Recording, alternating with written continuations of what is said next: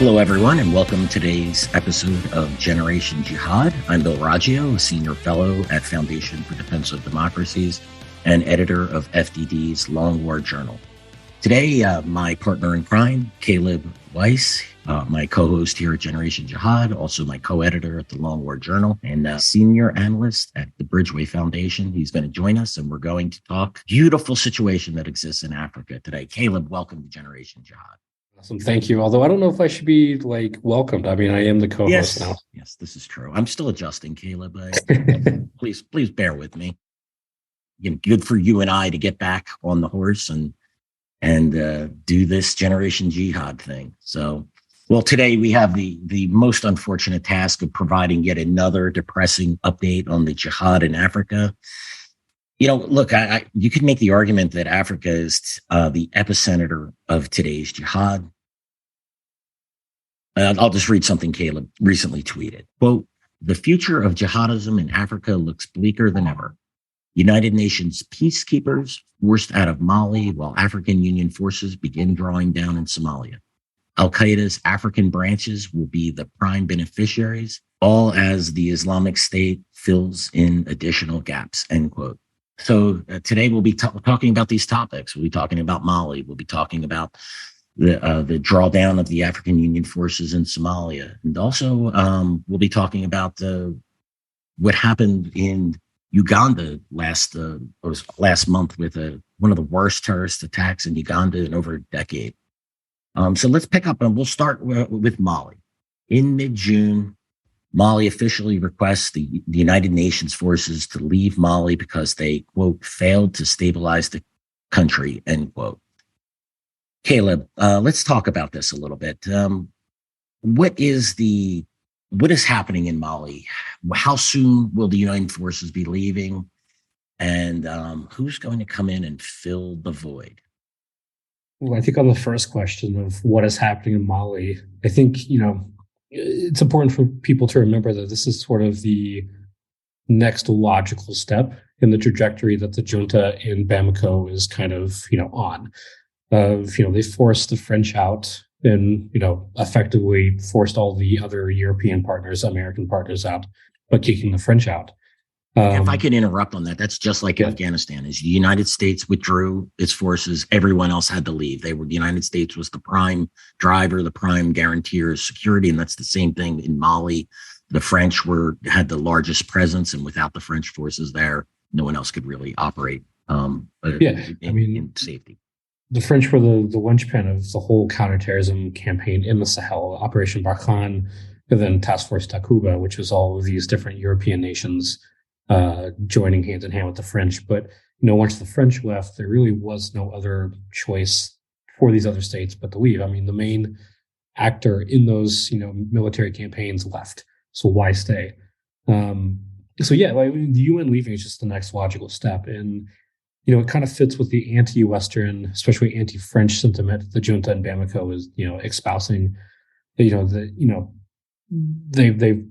moved in Russian Wagner, paramilitary forces as their security partners. And really since Wagner came in, which I believe was a year or two ago now, the junta really has just taken a harsh anti-UN stance, which now that they're, telling them to leave, it just makes sense. No one should be surprised by this. But yeah. Two quick questions there, Caleb. Yeah. What is the number of U.S. forces?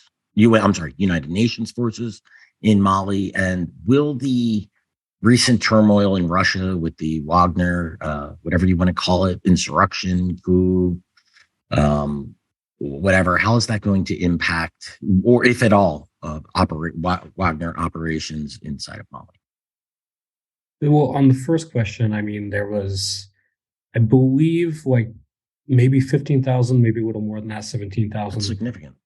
Yeah, I mean, it was a lot. I mean, it was the deadliest peacekeeping mission in the world. I mean, I think it's a little over 300 UN peacekeepers died in Mali, and most of them African, by the way. Again, the deadliest peacekeeping operation in the world. It's pretty sizable. And now they're gone, or they're leaving, in the process of leaving. On the second question, I really don't know. I think that's sort of the $1 million question right now of with what happened in Russia, what happens to Wagner in Africa. And as of right now, there doesn't seem to be any sort of difference.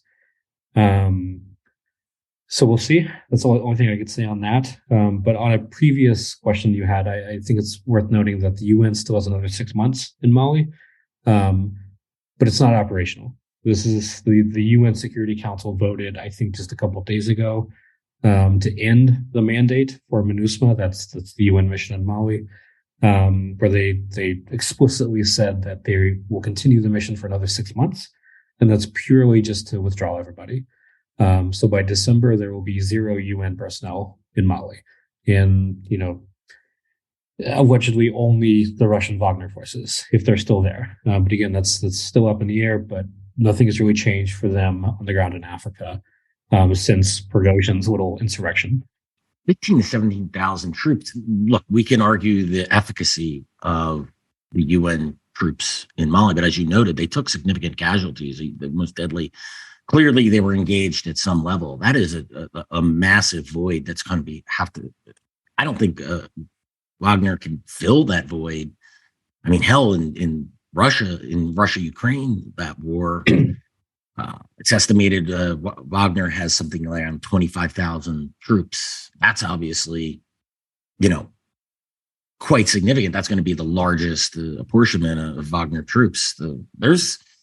It's going to be really interesting to see how this situation develops once those UN forces withdraw. And look, and another quick point, you hit it, Caleb, and I'll just reiterate it. Once the withdrawal is announced, the primary mission for whatever force that is withdraw.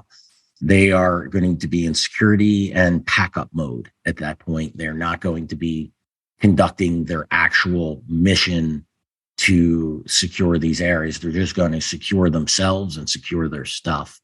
So, they don't even have that mandate anymore to be operational. Right. It's purely just to withdraw. And let's say that, even if the UN numbers are smaller, I mean, even if they were 12,000, 13,000, 14, whatever it was, Wagner is not going to deploy that many troops. I mean, you mentioned 25,000. That's in Ukraine. I think the last estimate for Wagner in Mali is probably around 1,000, maybe a little more. But obviously that's not enough to do anything substantial. And I think that's sort of the main point that, I've written about before with my co-author, Ryan O'Farrell, who's also my coworker at Bridgeway. We wrote a piece that basically talked about, there's all of these, alarms being sounded about Wagner and Mali and the Sahel in general. To a degree, they're kind of overblown, of that Wagner will not be able to replace France or the UN. They won't be able to do, essentially what they promised these African states, that is to bring stability. I mean, they are there for primarily 2 reasons. One, to extract resources, to, fund their operations elsewhere, and B, expand Russia's influence. Although point B might be a little shaky now post Prigozhin's that coup attempt, whatever you want to call it. But we'll see.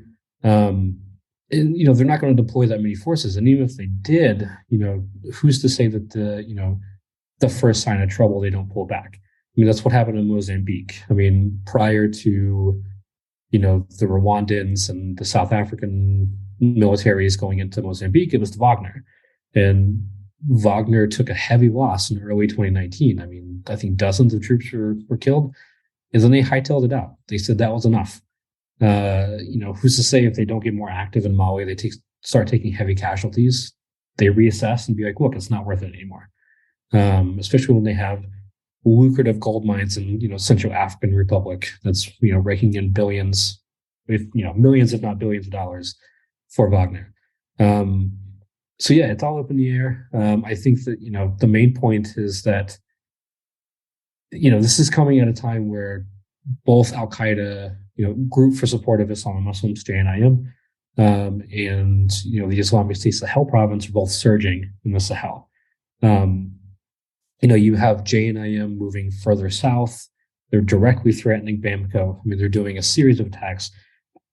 consecutively over the past several months around the capital Bamako, which we've actually talked about in the podcast before, of them creating these sort of attack zones or attack lines, or, sort of building out or encircling Bamako, cutting off these routes. They're surging into, the littoral West Africa.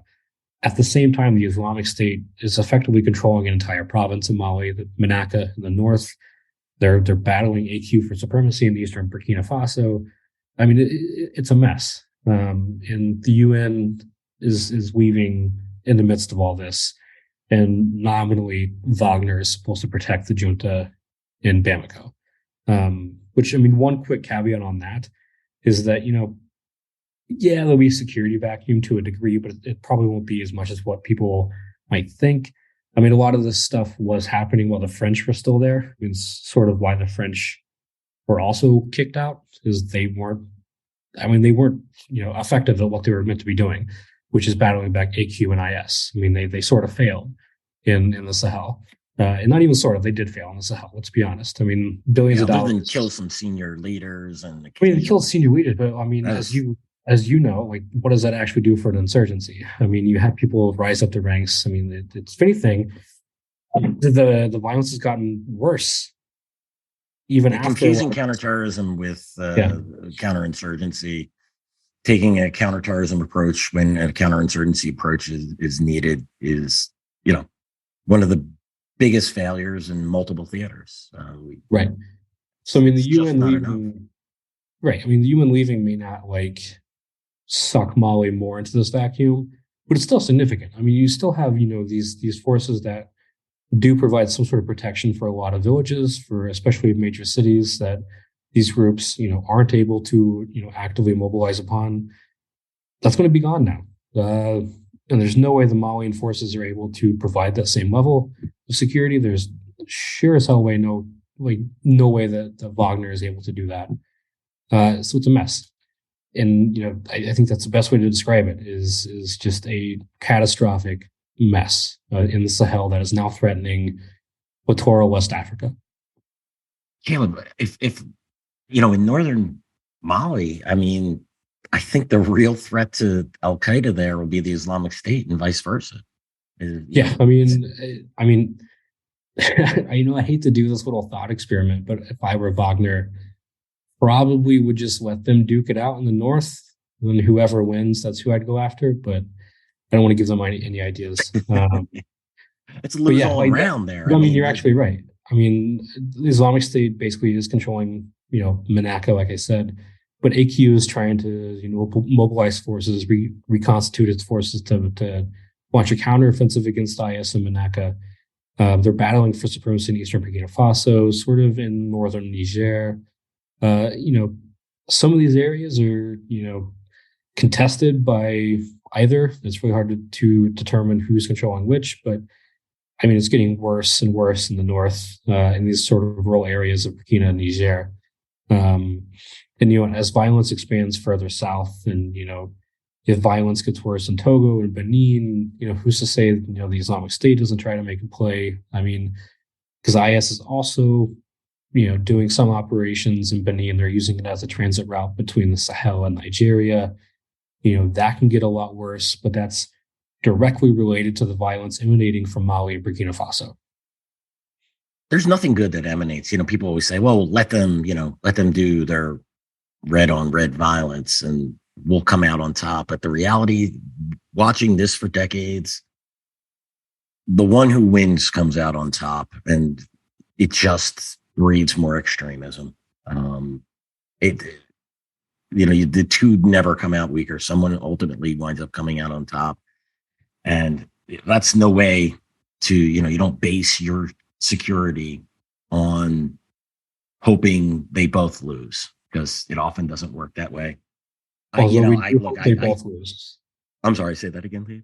Although we do hope they both lose. Certainly hope so, but you can't count on that, right? And, there for a while there, I thought the next, I would have put my money on Somalia, although we'll have that discussion shortly, on being, the next large region to fall to a terrorist group.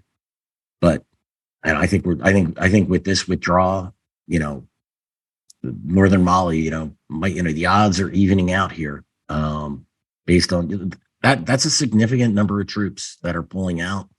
It's something that both the Islamic State and Al Qaeda had to contend with the presence of these peacekeepers.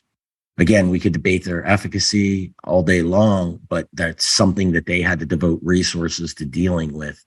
And, now that, no one's going to walk in there and fill the void. It's just going to improve the position of both of these terrorist groups. No, and I mean, I think realistically, of what I could see Mali and by extension Wagner doing is you shore up defenses around Bamako. I mean, that's going to be your best bet. But you'll probably have to let AQ or IS take some of these other areas because you just can't defend. You're going to be overstretched. So you protect the most important one, which is Bamako, which, I mean, is so depressing to talk about, and also like surreal of a major African capital now has to contend with, major loss of territory to either an Al Qaeda branch or an Islamic State branch. Yeah. And look, it was to go back to Afghanistan, but, I just can't get away from it. But the parallels are there. This is what the Afghan government needed to do once the U.S. announced the withdrawal. It's what I argued. The debate in Washington was binary: stay and continue doing what we're doing, which was slow failure, which was what was happening with the French and with the UN in Mali now, or leave. And that was the only two options discussed, but there was a third way. And that's exactly what you're describing. What the Afghans needed to do was secure the capital, retake key areas in the north to secure those populations that were pro-government or anti-Taliban, depending on how you would look at it. And, put up Northern Alliance 2.0. But that was never an option because, well, plenty of reasons for that. But what you're advocating there is exactly what was advocating back in 2020 and 2021. Maybe they're a little smarter in Mali. We can only hope. Maybe. I mean, I think this is a good transition to another depressing topic, which is Somalia, which already does have a sizable chunk of its territory under the control of an Al Qaeda branch. Which, I mean, just to get that started, I mean, it's sort of the same thing, but on a longer time frame here of the African Union, which is now going by ATMIS, the African Union Transition Mission in Somalia. They've agreed to officially start drawing down troops this year as part of its longer withdrawal plan to leave by the end of 2024. So I believe 2,000 troops left in June, and then another 3,000 is supposed to leave in September, which should bring the troop number down from 18,000 to roughly 13,000. And then periodically they'll do these withdrawal periods until the end of 2024 is the current plan. That could always be extended or canceled, who knows. But as of right now, that is what the AU is going for. And in this process, they're handing over, these FOBs that they've built, these forward operating bases they've built to local Somali units. But I mean, the big question there is, how well are these Somali units going to be able to sustainably hold all of these different FOBs when they've sort of had their own problems with their own FOBs, with their own bases? And now you're overarching, the Somali National Army, the SNA, to control all of these different bases around the country, which, I mean, Somalia, to its credit, is building up a bigger military. They are recruiting more. They are doing more training, which they're getting support from various different countries to do that. But still, the big question remains how well they're able to actually sustain these bases. And Shabab is already testing that. I mean, since, handing over several of these bases since June, Shabab's already attacked several, even just, I think, 2 in the last day of these recently handed over bases to the Somali units. And it's very clear, to me at least, that they're probing. I mean, they're seeing how well these new units are actually going to be able to hold these FOBs after the AU leaves. Which, I mean, the Somali government has stated that their forces repelled these attacks. We don't know until Shabab releases, photos or videos from these raids, which, I love Somalia. I wish nothing the best for Somalia, but oftentimes Shabab is more accurate in its statements than the Somali government. So there's been many times that the Somali government has said that an attack's been repelled, but that's not the case. I mean, or the Kenyans, or or the Kenyans or the Burundians. yep. This happens too much in Somalia, and it's just free propaganda for Shabab because it's easily refutable. So we'll see. But the big point is that with this drawdown, with the handing over of bases, it's really going to be up to these other foreign actors to help prop up the Somali government, and especially the Somali military, to actually sustainably hold these bases. So you do see the U.S., Turkey, and possibly the UAE doing drone strikes still. Which, I mean, just to go on a little tangential discussion here about the UAE, I think that's something that no one really saw coming. Is that the UAE doing drone strikes in Somalia, which, to be clear, not confirmed. Somali media made a whole deal about this unknown airstrike that they were pinning on the UAE. The UAE's never confirmed it one way or the other. I've got conflicting reports saying it was, some saying it wasn't, so who knows? It is clear that the UAE is building up more of a foothold in Somalia, though. I mean, they do have troops in the north with an unclear mandate of what they're doing in Puntland. That's Somalia's semi-autonomous northern region.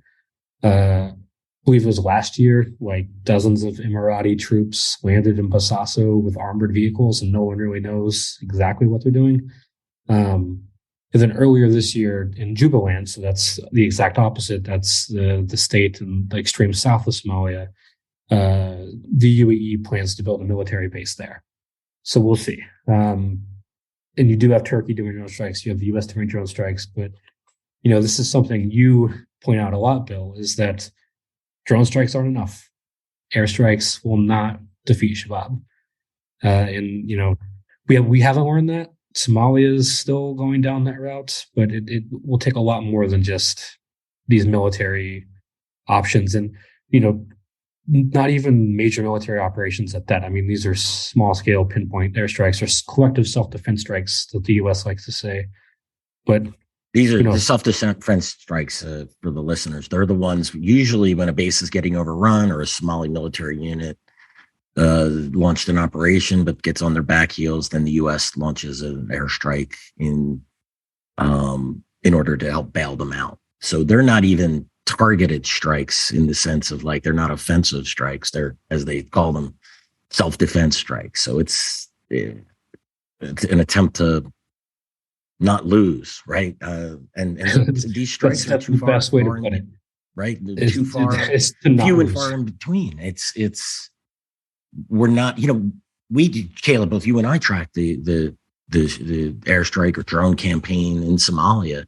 Even at its height, it was in dozens a year. It's just not enough. We're talking, for the amount of operations that Shabab is actually conducting.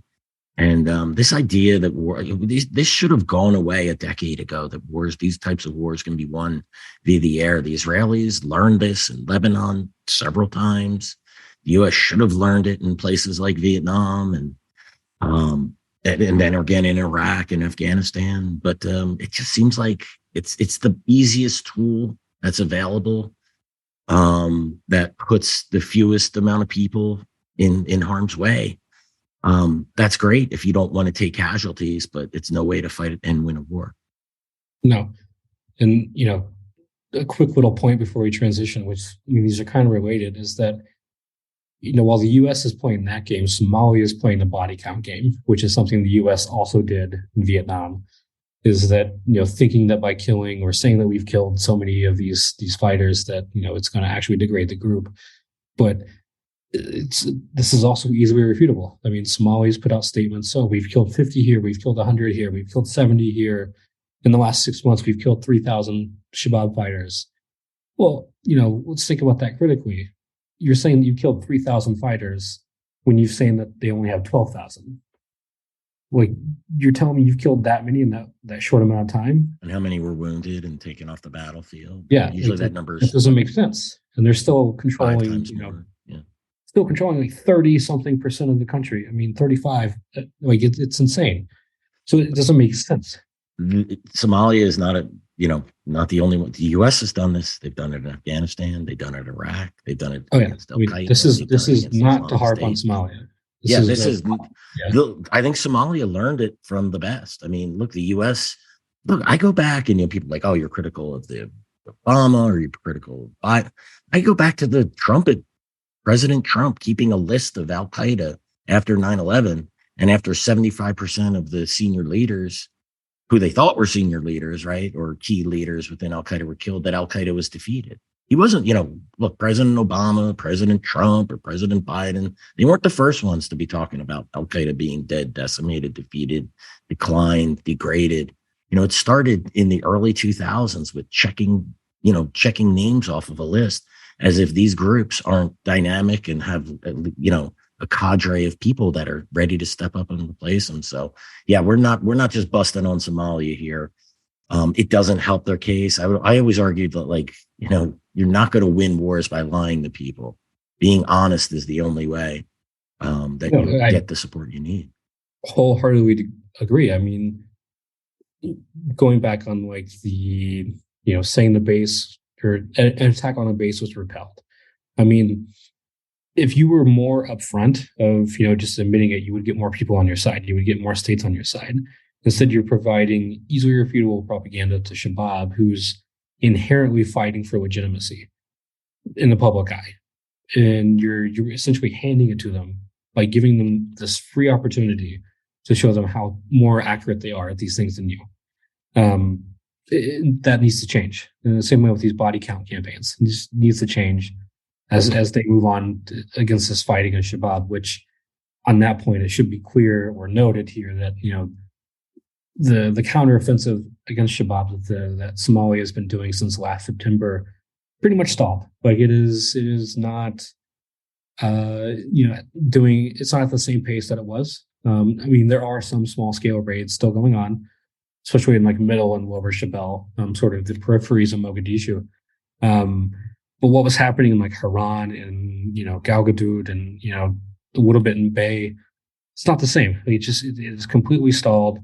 There's so much political turmoil happening in Haran, a state in the center of Somalia, which is really the epicenter of this counteroffensive, whereby Somalia used these clan fighters, the Maowisli, against Shabab.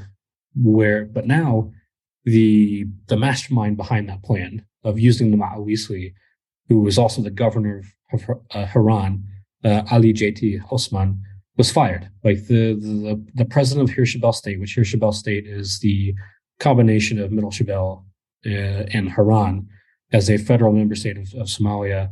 The president of that state fired the governor of Haran, and now this former governor / mastermind of this sort of counteroffensive is now claiming he has his own state, that he's creating his own federal member state of Somalia. He's no longer part of this Hirshabelle. He's his own thing. You answer to me now.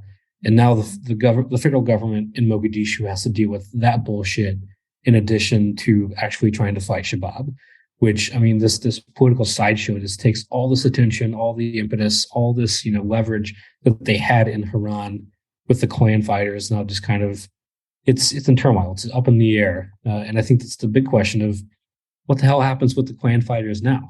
Like they see all of this political infighting with a state that they're nominally defending. What hopes do they have that they're going to continue to be supportive, that they're going to continue to go on the offensive, that the backing of the federal state is going to come to them, or even the regional state? Like it's completely ruins this offensive in the center, because in this planned counteroffensive in the south in Jubaland, or the so-called phase 2, is never coming. Like, to be honest, like, it's been going on or being planned or being announced for like 4 months now. It's not coming. Like, supposedly more troops from Ethiopia, Kenya, Djibouti, whatever, are supposed to come into Somalia that are separate from the African Union, that are going to be fighting alongside Somalia and Jubaland. Where are they? They've not come. There's been no plans for them to actually come anytime soon. Nobody's mobilizing. Nothing's happening with this so-called phase 2. So for all intents and purposes, this counteroffensive against Shabab has stalled, and Shabab knows it. And that's why we've seen major counterattacks, major raids against these big military bases across the country, like in the south, in the center, in the middle. Like it's all been in the last couple of weeks that Shabab has realized that, hey, the incentive's now on us. Like, we have the momentum now, and they're taking advantage of it. And the longer that the Somali government delays this counteroffensive, the longer they have this political bullshit, this clan infighting in the center, Shabab's going to take advantage of it. Yeah, look, as you were talking, the only thing I could think here was the Somali government has lost the initiative in this offensive against Shabab. Shabab has taken the initiative. They've launched their own counteroffensive. We've seen this with these raids on the Somali, Ethiopian bases. I believe a Ugandan base is that right? Was attacked as well. And I want to go back to one quick point, Caleb, too. When these countries lie about the results of these attacks, it also hurts them in the eyes of their foreign supporters, right? I mean, if you're honest about what happened, look, this happened. We could use this, and this, more drones for observation and maybe better armor, whatever it is that you may need to prevent these things from happening in the future. But if you say it didn't happen and then we find out it is, all it does is degrade the trust that countries like the U.S. or whoever that might be providing you support. I start looking at, if I'm in charge, I start going, can we really trust these guys to say what's happening on the ground? If we give them what they say they need, is that truly what they need? It hurts along so many different ways. And, look, I think you would agree. I call Shabab the Taliban of Africa. They're well organized. They're not, look, like Taliban, they're not supermen, but they're committed. They're well armed. They figured out, they have problems with the clans, of course, just like the Taliban had problems with their, various tribes and whatnot. But, at the end of the day, they play these games far better than the Somali government does and their foreign supporters do. And that gives them the initiative when things start going wrong, when you see these internal divisions burst out into the open like this. It just gives them, they have the advantage in the air, particularly in southern and in central Somalia. And I just, again, I could flip a coin at this point, which, who goes first? Is it, southern central Somalia or is it northern Mali? Probably at this point, after this discussion, I'd probably go northern Mali. Probably northern Mali. Yeah. Especially when one province is definitely already controlled by a jihadi group. And I think that's another key point is Shabab plays the clan game so well. They understand the dynamics. They understand, if a wider clan makes an agreement with the government, especially that's what happened with the Mawisli in the central part of the country. If you had these wider clan families make agreements with the government to fight on behalf of the government, well, what Shabab did was, what they've been doing for a long time is they find a sub-clan of that wider clan family that may not be supportive of that. They may not be agreeable to that. They may not, get the same support as these other clan, relatives, part of the wider clan family. So they'll make agreements with those sub-clans of this wider clan family to essentially eat at that clan agreement from the inside. If you start, this insidious, threat within the clan family that has this agreement with the government, it eats away. And you start getting inter-clan dynamics and politics and infighting and whatever that Shabab benefits from. And that's going to be a main threat going forward in the center. I've said this many times on Twitter or on here I think it's a little different in the South, in Jubaland or, in Gedo or, some parts of Lower Shabelle, but not all of Lower Shabelle, that a lot of those clans are pretty pro-Shabab, or, if they're not inherently pro-Shabab, they've lived under them for a long time, over a decade. That's who they know. That's who they know that's providing them education, food, basic social services, roads, whatever. It's going to be really hard to take those clans away if they were able to do in the center, where Shabab did make a lot of mistakes with the clans. And, they haven't really done that in the South. So I think even if this phase two were to happen or were to begin, it may not have the same success that they had in, the center, which I think that's part of the reason why Somalia wanted these other states to send in more additional troops, because I think they know that they're not going to find the same clan support like they were in the center. But it's just like you're going to have clans defect away from Shabab in the first place, and it's way more difficult to do in the South. And it's going to be way more difficult to do as the government weakens, as it's more divided, as African Union troops begin withdrawing.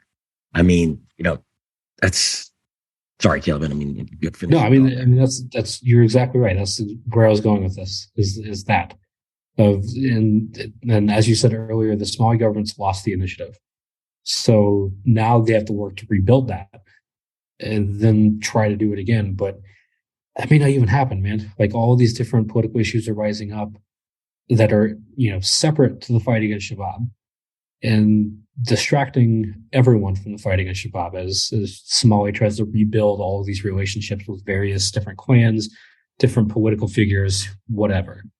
So a little separate from this discussion, but I think still important to talk about in this section is that, as the Somali government weakens and this counteroffensive is stalled, Shabab will probably look elsewhere to do attacks too. I mean, they've already done major incursion into Ethiopia last year. I mean, hundreds of troops sent over the border, which I think Ethiopia, for their credit, did stop a lot of it, but who knows how many Shabab troops actually got through to Ethiopia. Kenya is facing some of the worst IED attacks they've had in several years. I think maybe around a dozen, maybe closer to 20 people have died in the last couple of weeks from IEDs in northern Kenya. I mean, all of this is happening, maybe not the Ethiopia incursion, but especially mainly the Kenya violence is happening because Shabab is growing stronger because the government no longer has the same pressure on them that they did. Caleb, you mentioned the IEDs, and that's something you and I and Tom Jocelyn, we have always noticed that once we start seeing that technology, that tactic being used, that on the battlefield, that's an indicator. That and suicide bombs, right? Right, which I mean they've done both in Kenya a lot, but I think that what makes this stand out is that you've seen a quick succession of IEDs in the last couple of weeks. That is the big thing. If they've always done IEDs, sporadic IEDs in Kenya, but now it's like intensive. Especially last week, you got like every other day it was like an IED. And that's crazy. I mean, Kenya and Somalia did reopen the border, which the border was closed for years. So maybe that's also playing into it. Shabab is finding it easier to move across. But even when the border was closed, I mean, they're still doing attacks in Kenya. They do have a sizable Kenyan contingent. They do have, its own separate little army unit down there, Jaish Ayman. So, I mean, they've always been there. They've always done stuff. But now you're seeing it in such quick succession that I think everyone should be worried. Yeah, that's an indication that they have the capacity to build multiple IEDs as well as teams to scout and deploy them. So you're not just doing that with one cell. There's multiple cells that are operating in northern Kenya at this point. That's what I was trying to get at. Like, the fact that we see a suicide attack or an IED, but when you start seeing them, when the frequency starts upping, like we're seeing right now, we know you got a real problem that they're committing to the fight there. IED, but the bomb builders, that's not, an easy asset that you just throw away. That's something they're creating those teams and they're committing them to that fight. So that fight is viewed as being significant to Shabab. Yeah, and this is a little bit of a tangent, but I think it's super interesting. And, if there already is like a research paper on this, I'm sorry to whoever wrote that. Yeah, exactly. But someone needs to write this if it doesn't already exist. Again, if it does exist, please send it my way. Of that, when Shabab does attacks in Kenya, especially these IED attacks, they blow up communication masts first to prevent people from calling or texting the police, to prevent the police or military from communicating with each other. And then they do these attacks, set these IEDs. And I think that's just this. I mean, I hate to use this word because it's terrible what they're doing, but it's so smart of how they're doing these. And if someone has a research paper on that tactic, that would be, please send it my way. So, listen, I don't think people confuse, using terms like smart or brilliant or whatnot, clever to indicate that we like them. It's just, look, you got to give credit where credit is due. And Caleb, what you're describing right there, I witnessed time and time again in Afghanistan. The Taliban would often not blow up the cell phone towers, but they would order them to shut down at certain periods, or just shut down, period. And when they were conducting operations in areas, because the Taliban didn't want people using those, really cell phones were the only mode of communication. And they didn't want people ratting them out for planting IEDs or moving troops around. So yeah, I have no doubt. I mean, I'd love to see that paper if someone's written that as well. But that is a tactic I've seen in other theaters. Yeah, so that's our homework for the listeners. Please, if it's out there, please send it our way. That tactic is so interesting to me. I would love to learn more about it. It is. It's smart. Look, they understand the lay of the land. Caleb, let's move on to that massacre in Uganda. Talk to us. Give us the breakdown on what happened there. Absolutely horrific attack. Yeah, I mean, that's the best way to put it, man. It's like, and I hope no one saw the photos. If you did see the photos, I'm sorry. It was brutal.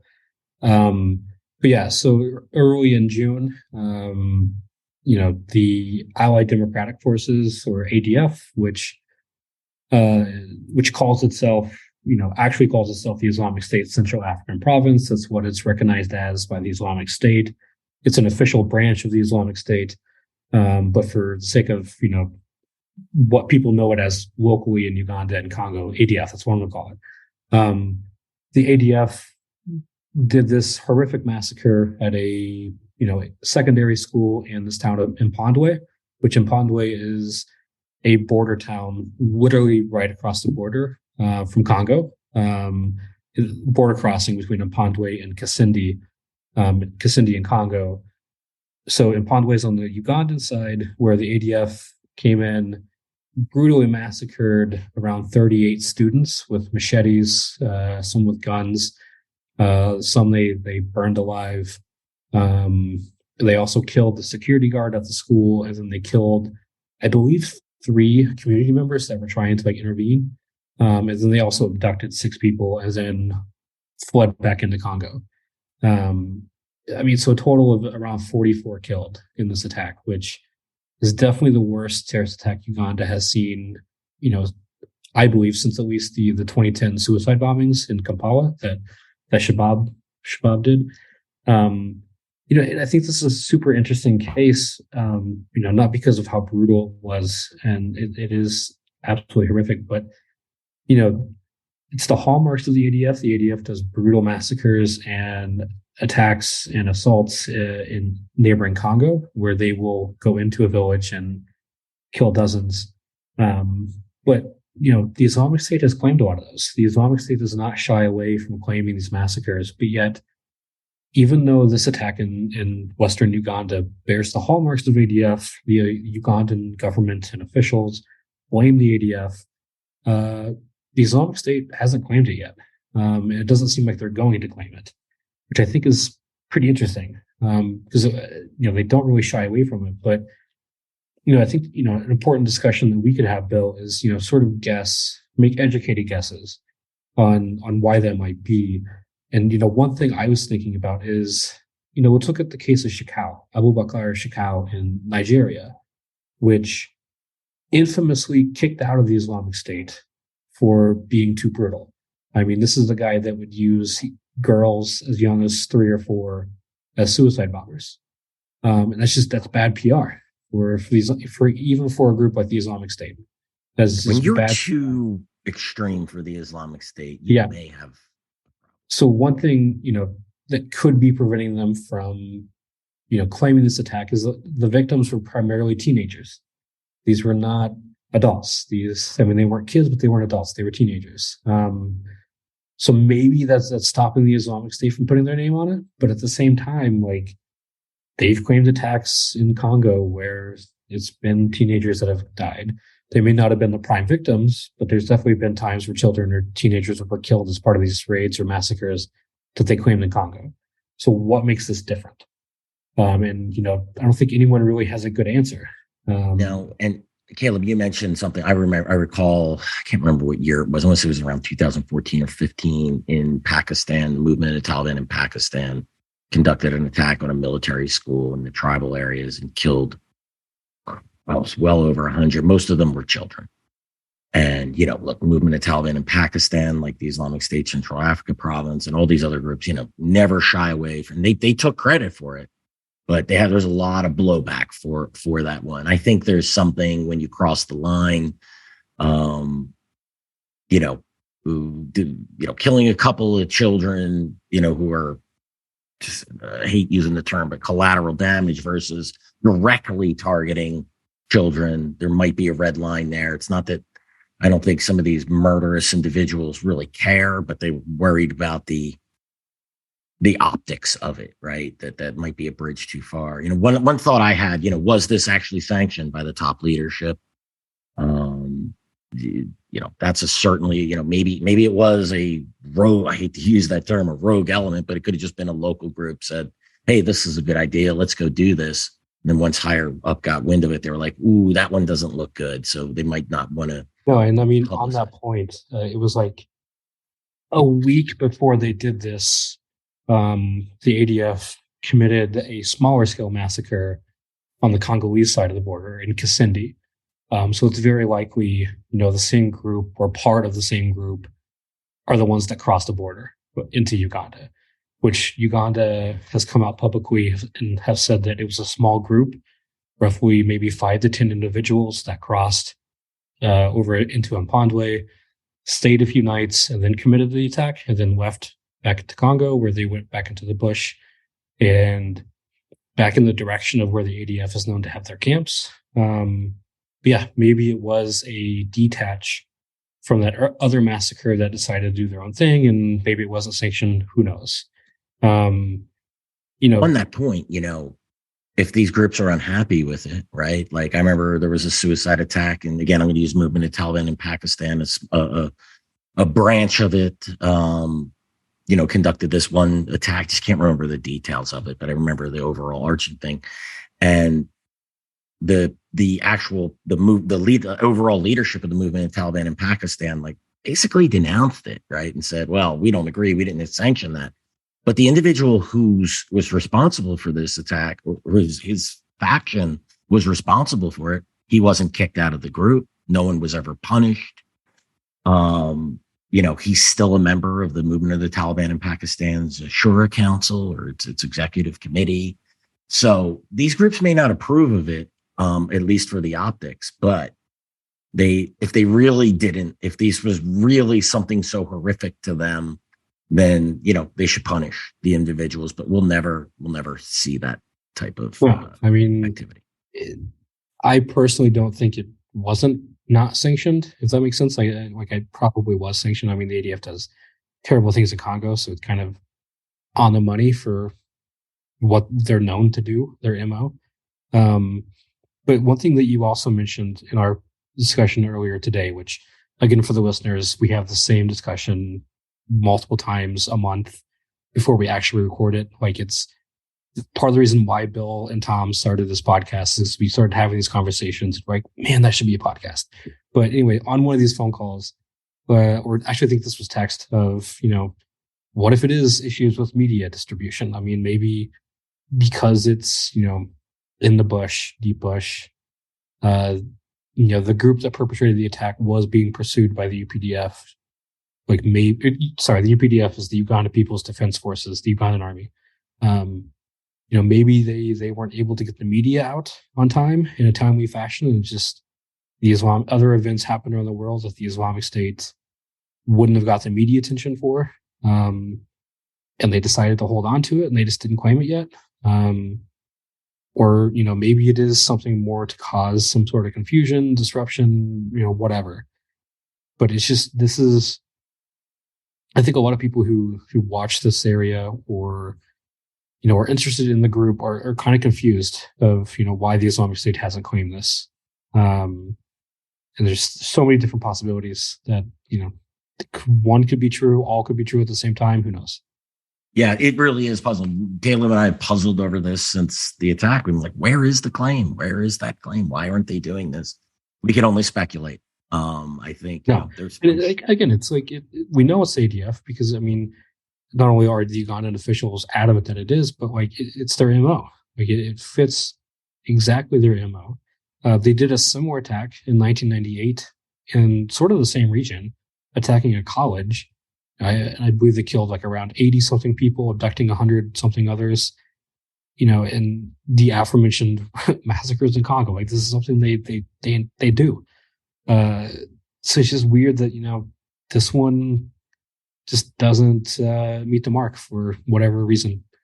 And it's possible we might not get it until the next magazine release or the next, that claim could still happen. It's just shocking. The Islamic State's media operations are often much better than that, letting such a high profile attack. I mean, on that point, I think that there could be something there of like Islamic State's central media apparatus is definitely on the decline of they are struggling to put out long form videos. They are struggling to maintain some sort of, operational tempo in terms of claiming attacks. I mean, at the height of the Islamic State in 2014, 2015, I mean, they were pumping out hundreds of claims a day, maybe 2 or 3 videos, if not that. Now you're looking at, we're lucky to get 3 claims a day, maybe 4, maybe 5, in like a month, or like a video every 3 or 4 months. Like something is definitely happening at IS central apparatus for their media. So maybe that's part of it. Maybe there is a video. Maybe there are things that the Islamic State wants to have this media event for, but just technical limitations are preventing them from having that in a timely manner, if that makes sense. Yeah, no, absolutely. Maybe the group that was fleeing the bush, maybe they lost their video. Who knows, right? We could only speculate, but I always find these ones interesting when you're waiting for the claim. You know who did it. You know the MO. God, we've seen this in multiple. I mean, at the end of the day, like everyone knows who did it. Uganda already has a military operation against them in Congo. Like, hopefully, somewhere down the line, whoever was behind it in the group will be brought to justice. Like, we know who, for all intents and purposes, we know it was the group. And I think that's one. If there is a silver lining, it's that we don't need the claim these days. Like, we know it was them. Yeah, absolutely. Caleb, give us a little background on the groups that terrorist groups operating inside of Uganda itself. This is something we don't really hear about. The Ugandans have a very, I would describe it as a very robust operation to target the Islamic State networks, in not just in Uganda, but in the region. We really don't hear about what has happened inside of Uganda itself, other than those attacks in Kampala that that were major by Shabab. Just don't hear much. No, and to be clear, I'm just going to focus on Shabab and ADF. Uganda makes other distinctions for what counts as terrorist groups. I'm going to stick with jihadis. Yes, jihadis, of course. Yeah, just jihadis. I think Shabab in Uganda is sort of, past its prime. Shabab is definitely still recruiting in Uganda or trying to, but it's they're no longer the big name. They're no longer the main group in Uganda. It's the ADF. The ADF has steadily been building up their networks for decades in Uganda. They started out in Uganda in the early 90s, mid 90s. They did a low-level insurgency in Uganda. They did, the aforementioned, attack on that college in Western Uganda in 1998. They did other bombings in, Kampala, elsewhere in the country in, the late 90s, early 2000s. They were pushed back into Congo by the UPDF, I think by the late 90s, but, they still had a cross-border insurgency, but that stopped by 2007. But they still have these networks in Kampala and elsewhere that, Uganda says helped Shabab conduct the 2010 bombings. I don't know if that's actually true, but that's what Uganda says. But since the ADF joined the Islamic State, roughly around 2017, Shabab has sort of lost the game in Uganda. Uganda is now Islamic State territory. anyone who's joining a jihadi group from Uganda is joining the Islamic State, i.e. ADF. And is there a reason for that, Caleb? What's any thoughts on why? Why, like what specifically? Why the Shabab declined and the Islamic State filled the void in Uganda? I just think that Shabab probably didn't put enough effort, or didn't really see Uganda as important as Kenya, or as important as Ethiopia, or what they're doing heavy recruitment campaigns. Yeah, I mean, part of the reason why they were recruiting in Uganda and why they did the 2010 attacks is because Ugandan troops were in Somalia. But they never, even though they definitely had Ugandan recruits, they definitely had who knows how many dozen. The Ugandans were never to the same degree as like the Kenyans or the Tanzanians or the Ethiopians. So I think Shabab probably just focused on where they know they could recruit heavily from. And then once the Islamic State started, poking its head around Central Africa, these sort of periphery countries where Shabab was recruiting from, but not to the same degree. So like Uganda, Rwanda, Burundi all fell to the Islamic State because the Islamic State saw that weakness and invested more in those areas than Shabab did. And so when the ADF officially became the Islamic State in 2017, they became ISCAP, the Central African Province, 2019, but they joined the Islamic State in 2017. These sort of regional networks in Rwanda, in Burundi, and Tanzania, elsewhere, that the ADF has kind of always historically had, just then became the Islamic State's networks. I mean, that's as simple as that. So co-opting the ADF was certainly the coup for them. Yeah, for the Islamic State. So I think it's that. It's a combination of that Shabab just never really focused that much on Uganda, Rwanda, Burundi, whatever. In the Islamic State saw that weakness when the ADF joined and just took the initiative.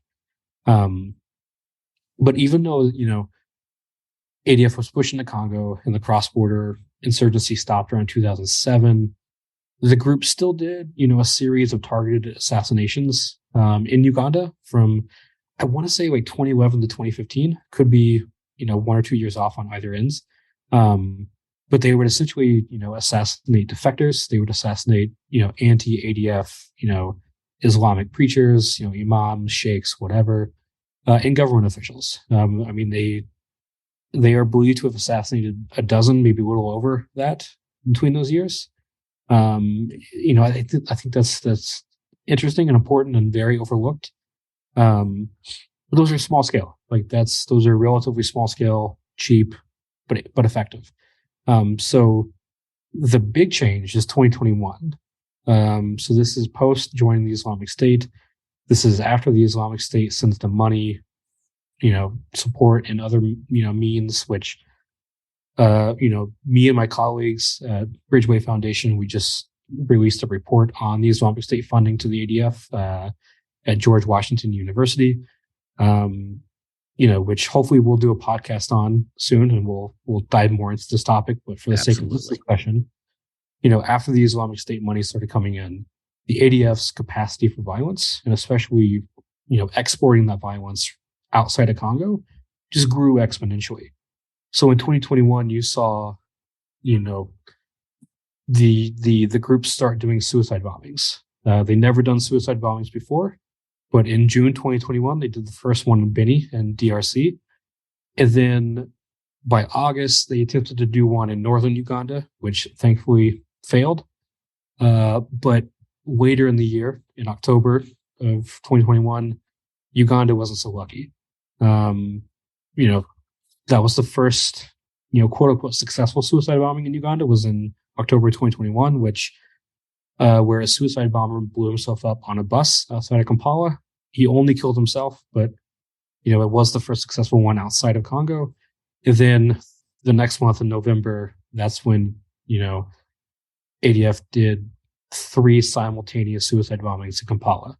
And that's sort of what started or gave the impetus for that aforementioned military operation against the ADF in Congo, that Uganda is conducting alongside the Congolese. It's all because of those suicide bombings, which, they're not done. Uganda has gone on record. They've reported that they've thwarted other major attacks by the ADF or major plots. So this is continuing, and it's largely in part thanks to the Islamic State. And one sad reminder that the Islamic State's reach, goes this deep into the heart of Africa, is that massacre last month. That's also just a reflection of that money being moved in to the ADF's coffers and the rising capacity and capabilities and ability to now restart sort of that cross-border insurgency that they've historically done. And that's super worrying, and probably won't get the time of day that it should get in this field. Uganda has definitely been overlooked in the jihadology sphere, whatever you want to call it. Shout out Aaron Zellen. But yeah, it's worrying. And hopefully people start paying more attention to this group, because it is, a rising star for the Islamic State. Yeah, I couldn't agree more, Caleb. Look, their ability to co-opt the ADF, certainly a major coup for the Islamic State. It gave them access to an area I think that was really untapped for Al Qaeda. Oh, absolutely. I mean, if AQ was smart, smarter than what they are, it probably should have invested more in these African states that aren't, their bread and butter. I mean, Al Qaeda has always been in Kenya and Tanzania since they started. I mean, 1998, the embassy bombings in those two countries would not have happened if AQ didn't have a robust network in those countries in the early and mid 90s. Yeah, those are major. But they never moved away from the coast. Yeah, they, and I think with Shabab's, they focused a lot of effort, and rightfully so, right? I mean, it was a very active, obviously still is a very active. I think they became a little narrow-minded. It was easier to operate in those areas. Look, the Al Qaeda tried, co-opted for a period of time Shekau and Boko Haram until the Islamic State came along. Still has a presence there with Ansarud, right? But one theory of maybe why they didn't is Uganda, Rwanda, Burundi, heavily Christian. Like it's not primarily Muslim countries like these other states. And maybe AQ saw that and it was just like, well, we'll invest a minimal amount of resources, recruiters, whatever, but we don't see them as becoming these sort of hotbeds. Whereas the Islamic State was more like, hell yeah, buddy, let's do it. Well, and it makes sense too. If you think about it, right? Al Qaeda is dominant in Somalia and Kenya. Well, the Islamic State's going to go, all right, well, let's try and hit some areas where we see some openings and that we don't have much competition. Well. One underlooked thing I think that should have been a red flag for the Islamic State moving into this area is, I believe it was 2016, Rwanda busted an Islamic State recruiting cell in Kigali. And those guys were being sent up to Libya. That was 2016. Right. That was before anyone in this field ever heard of ADF. And now this is just expanded. And that should have been a red flag for the harbinger of what was to come. Some in this field still don't want to recognize ADF as being an Islamic State. Yeah, well, don't want to get into that discussion. But yeah, it's been frustrating. Absolutely. Well, certainly a lot the depressing update from Africa. Caleb, any final thoughts? Mine are, look, these are three major theaters and two of them are going very badly.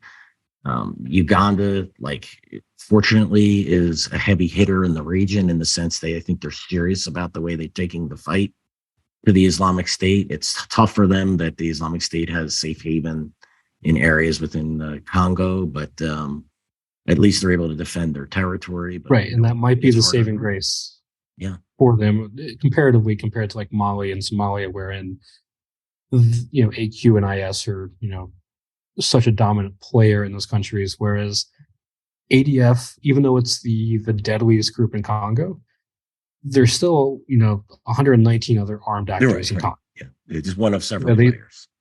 Many players. They're competing for a lot, and the ADF is at a disadvantage because they are in a predominantly Christian society, so they don't have the option to do sort of indigenous stuff that, maybe AQ in Somalia or Mali or IS in Somalia or IS in Mali are able to do. So they may be limited in that capacity, and that may be the one silver lining there. However, the jihadis are crafty. They're smart. They do have, people who look at strategy, people who, actually sit down and think about ways they can expand, ways they could do, more activity. And I guarantee you there's people in the ADF that are doing exactly that, of how can we expand in Congo? So TBD.